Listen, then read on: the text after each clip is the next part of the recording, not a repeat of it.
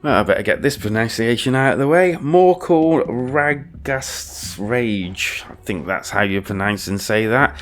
Basically, it's a game for the Nintendo Switch, and I'm going to give you the skizzy of whether you should be buying and playing it. And then I'm going to give you some gameplay.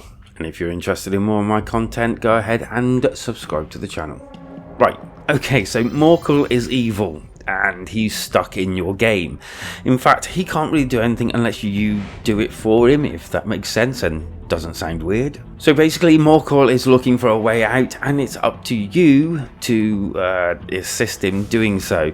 There's a lot of fourth wall breaking and a lot of dev dissing, I guess.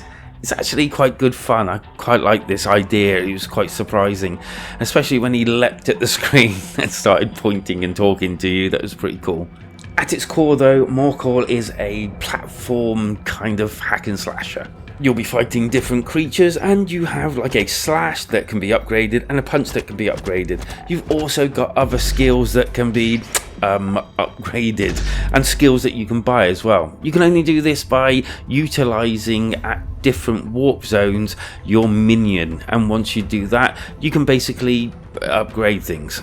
But this doesn't come for free. You have to defeat enemies and the like, and find different souls in order to upgrade things. These are kind of like a coinage, I guess, and once you have enough, you can then go back and upgrade things. I don't know why I'm saying it like this. Luckily enough, there are checkpoints, as the game can actually be quite difficult at times. There is sections where you basically go there, doors close, you have to fight your way out until the doors open. All creatures are dead. Oh, and there's even a Metrovania type map that you can utilise in order to find your way around.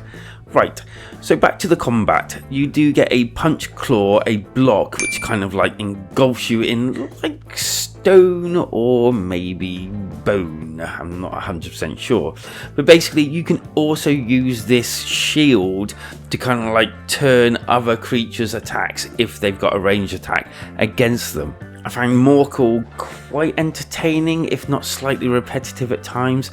There seems to be this in my head, almost like sometimes there's not enough creatures and sometimes there are too many creatures. It's kind of like almost like it's literally unbalanced slightly, but it's still quite good fun. Graphically, I did find there was some decent effects here, especially when you were falling, you hit the ground. The effect of the bone like shield thing was quite cool, and I did enjoy some of the levels. Although, as you would expect, a lot of it is reskinning of earlier bits of the game. Although saying that, I did appreciate the fact they added different things as you went along, just to keep it more interesting and that visual thing as well.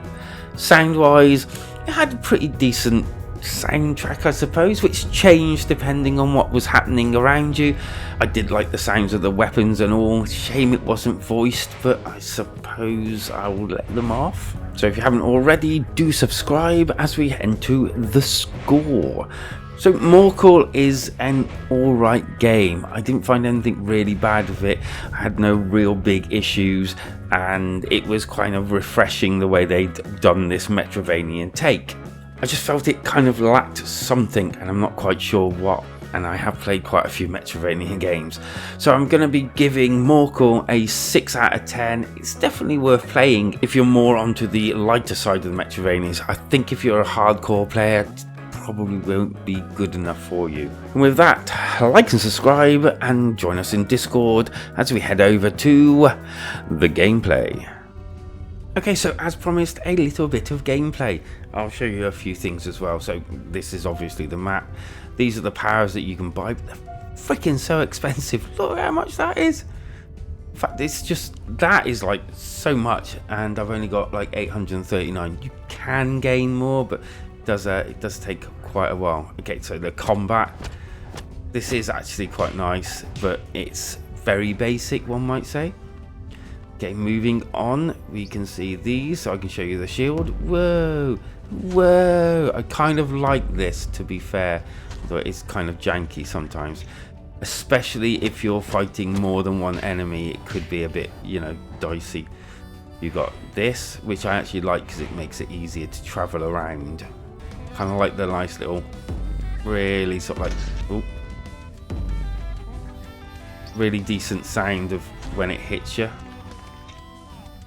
Okay, so yeah, I was hoping that I didn't have to go too far. Oh, yeah, whoops. It's okay. A little bit of concentration. That water down there, well, using the term water very loosely there, is dangerous. You don't want to go in there. As I said, it's handy to have this like boost thing that you've got, because obviously you can get around creatures. I think, yeah, I love that effect. It really is quite cool. So I think here we're looking for a key, if I remember correctly. I can't go up there because of that. Oh, nope. What? That's the first. Oh, I was just gonna say that's the first time I've ever hit one of those, and it kills you off straight away, but it doesn't. Luckily enough, this is actually quite harsh. If I can. Oh, I am the master. I don't know whether I'm meant to be going up around that bit, but I'm not going to risk. Oh, for crying out loud. There's loads of different places. As you saw before, there was one with spiders. This is the one with the lever. Yeah, there it is. Oh no, it's not. It's up here. So again, it's all about trial and error. All about looking at the map. Okay, you can see the bit. I went to point at the screen, but that's a complete waste of time. Oh, pressing the button to go back isn't the same as pressing the button to go back. It's really weird. Okay, now so that I'm back, I can actually show you how this works. So you can teleport. So there's different areas that you go once you get these portals, and you teleport to each of them. You can speak to your minion, or you can upgrade your ability. So I'm going to look at this one. Enemy UI effect activates the enemy UI. Where are all the enemy health bars? Oh right, okay. So basically this is just to I haven't got enough brick. As you can see, oh no, so that's free. Yep. That's the slashing one, and then this is like so execution, just 2 quick slashes. Okay, so I bought that. So this is more onto. Okay, and as you can see, so there's loads and loads and loads of different ones as you go along, and I mean there's not a shed ton of them, but there are enough to, you know, keep the combat different and engaging for a little bit. Anyway, that's it. Thank you very much. Like, subscribe, and I'll see you on the next episode. Bye bye.